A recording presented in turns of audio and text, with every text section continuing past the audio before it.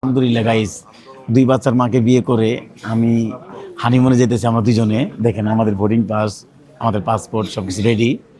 আমরা কিছুক্ষণ পরে বিমান উঠবো। এখন আশা, তুমি যে আমার সাথে এই যে হানিমুনে যেতেছো, তোমার ছেলেকে দেখে তোমার কেমন অনুভূতি লাগতেছে? পোলাপান থেকে যার অনুভূতি কেমন লাগতে পারে? খারাপই লাগতেছে। আমি মা হিসাবে আমি বাচ্চাদের রেখে দিতেছি। গাইস, নতুন বিয়ে করছি, আমরা হানিমুনে যেতেছি। ঠিক এক দেশে হানিমুনে গেছিলাম, ঠিক আসারও মালয়েশিয়া দেশটা পছন্দ হয় নাই। এখন আমরা ডিফেন্ট একটা দেশে যাচ্ছি নাকি? ডিফেন্ট একটা দেশে যাচ্ছি। দেখেন, এটা বলা যায় 2 বাচ্চার মাকে বিয়ে করে আলহামদুলিল্লাহ আমি গাইস। বাবা 2 বাচ্চার মা করার কথা বলো কে? তুমি রাগ করো কে লিগা? থাপ্পড় খাওয়ার জন্য করে গাইস, হচ্ছে। এটা আসলে রাগ করার কিছু নাই। ঠিক আমি মনে করেন ওরে বিয়ে করে আলহামদুলিল্লাহ আমার অনেক ভাগ্য পরিবর্তন হয়েছে। দেখেন, আসলে এইটাই বলা হয় যার সন্তানকে হাফিজ বানায়া সে আজকে তুই তো জান্নাতি মা। আমার জাহান্নামী বানাইতেছিস। আমি তোকে কেন জানাই বেরিয়ে দিচ্ছি? যে আমার পর্দা থেকে তুই যে আমার এই যে না, ওয়েস্টার্ন ড্রেস আমি তোমাকে যেভাবে এটা আমরা যাচ্ছি বিদেশে হানিমুনের জন্য গাইস, যদি তুমি পর্দা করে যেমন হাসাহাসি করবে, কথাটা বুঝতে হবে তো গাইস। দেখেন আমরা যেতেছি বিদেশে আচ্ছা কি বলেন তো, বোরকা পরে কি কখনো যাওয়া যায় না? তাহলে গাইস। বোরকা পরে গেলে যদি আমরা কখনো যদি উমরা হজ করতে যাই, তাহলে সেক্ষেত্রে আমরা যাবো। পাসপোর্টই দেখাও গাইস। দেখেন সবকিছু আমাদের রেডি। আমরা মনে করেন আর অল্প কিছুক্ষণ পরে আমরা বিমান উঠবো।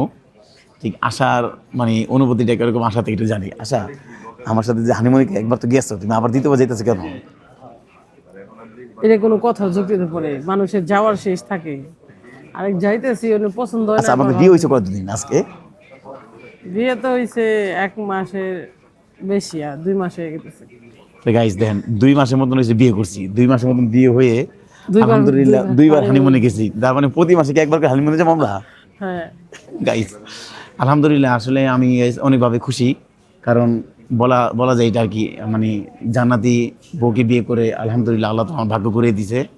এই জন্য আমি নিতেছি। আসলে তুমি কখন কি বিমানে উঠছো? তুমি হ্যাঁ উঠছিলাম। উঠছিলা? কে উঠেছে তোমাকে? আমার স্বামী।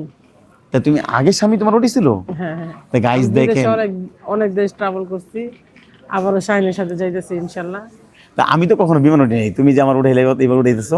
এই তো এই যে উঠাইতেছি, এখন থেকে উঠবা ইনশাল্লাহ। তা গাইস আসলে আর সবাই জানাবেন কেমন লাগতেছে আমাদের হানিমুনে। আবার দ্বিতীয়বার হানিমুন করতে চাইতেছি। তাহলে আমি তো এইবার কোন দেশে excited, যাচ্ছি গাইস এখন আসলে বলবো না। আপনারা- ঠিক আমরা ওখান থেকে আমরা ভিডিও যখন দিব তখন আপনারা জানতে পারবেন আমরা এবার কোন দেশে যেতেছি হানিমুনের জন্য। আর সবচেয়ে বড় কথা হলো, মানে আসলে আমার খুব ভালো লাগতেছে। মানে আমি প্রতি মাসে যদি একবার হানিমুনে যাই, তাহলে মানে কত টাকা খরচ হইতেছে তুমি বুঝতে পারতেছো? এখন বুঝতে পারার কি, তাহলে তুমি নিয়ে যাবো না? তো গাইস, তাহলে চলে মানুষ যাই। বিয়ে করে হানিমুনে যায়, কক্সবাজার যায়, রাঙামাটি যায়, খাগড়াছড়ি যায়, অন্যান্য দেশে যায়। আমরা বাংলাদেশে বাইরে যেতে বাংলাদেশের আমরা হানিমুন করি। আমরা বাংলাদেশে করতে পছন্দ করি না। গাইস আসলে বলছিলাম যদি আল্লাহ তাআলা আমার ভাগ্য পরিবর্তন করে আমি ওকে বিদেশে নিয়ে হানিমুন করব।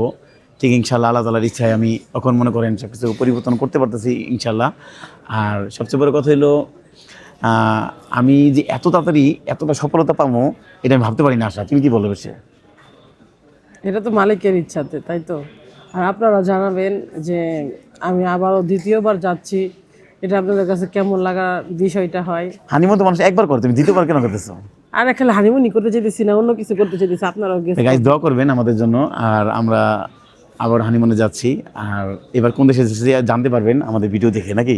হ্যাঁ এখানে বলা যাবে না। গাইস আমরা অলরেডি আমাদের ইমিগ্রেশন সবকিছু শেষ, আমরা বসে রয়েছি। হ্যাঁ আর আমাদের জন্য দোয়া করবেন, আল্লাহ তাআলার ইচ্ছায় যেন আমরা খুব সহি সালামতে ফিরে আসি। আর মাহিনকে থেকে যাচ্ছে, খুব খারাপ লাগতেছে।